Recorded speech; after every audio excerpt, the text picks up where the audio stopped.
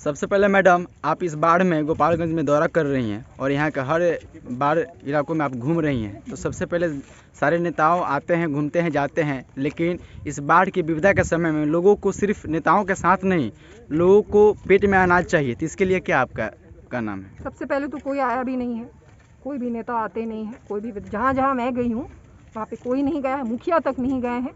तो पहले तो जाएं, वो सबसे पहली चीज़ है। दूसरी चीज़ जो कि मैंने कही है, अभी फिर से कहूँगी, 2 बार कम से कम लोगों को खाना देना है। वो ड्यूटी है सरकार का, किसी पे एहसान नहीं करेंगे। लोगों के ही टैक्स से उनकी सैलरीज मिलती हैं, ये उनको याद रहना चाहिए।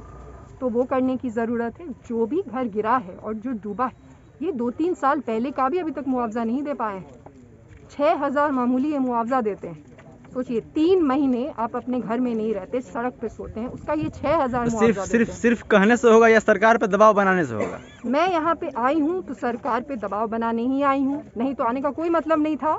चुनाव का तो समय नहीं है यहाँ पे। तो जनरली आप लोग ये भी पूछा करते हैं कि लोग चुनाव के वक्त में ही आते, चुनाव का तो वक्त नहीं है।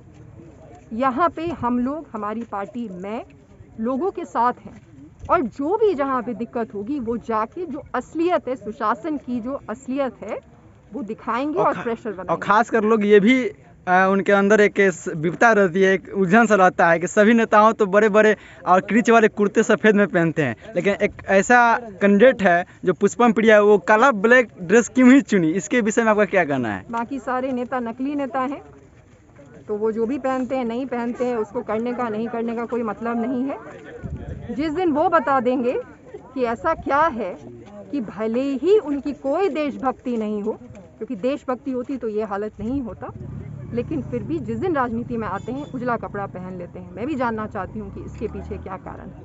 जिस दिन वो बता देंगे उस दिन मैं भी बता दूँगी। अच्छा, जब आपकी सरकार बनेगी भविष्य में, अभी तो नहीं, भविष्य में जब आपकी सरकार बनेगी, तो सारण सबसे ज़्यादा उत्तरी बिहार में बाढ़ आता है और इस बाढ़ में सबसे ज़्यादा किसी को क्षति होता है तो गोपालगंज वासियों को होता है, तो इसके लिए आपको क्या मैनिफेस्टो आपका होगा? देखिए, सबसे पहले बाढ़ को ख़त्म करना पड़ेगा, और मैंने कहा, फिर से कहूँगी, जब तक बाढ़ ख़त्म नहीं होती है, जब तक बाढ़ की, ऐसा तो नहीं होगा कि आएंगे और दूसरे दिन छड़ी घूम जाएगी और बाढ़ ख़त्म हो जाएगा, उसमें वक्त लगेगा।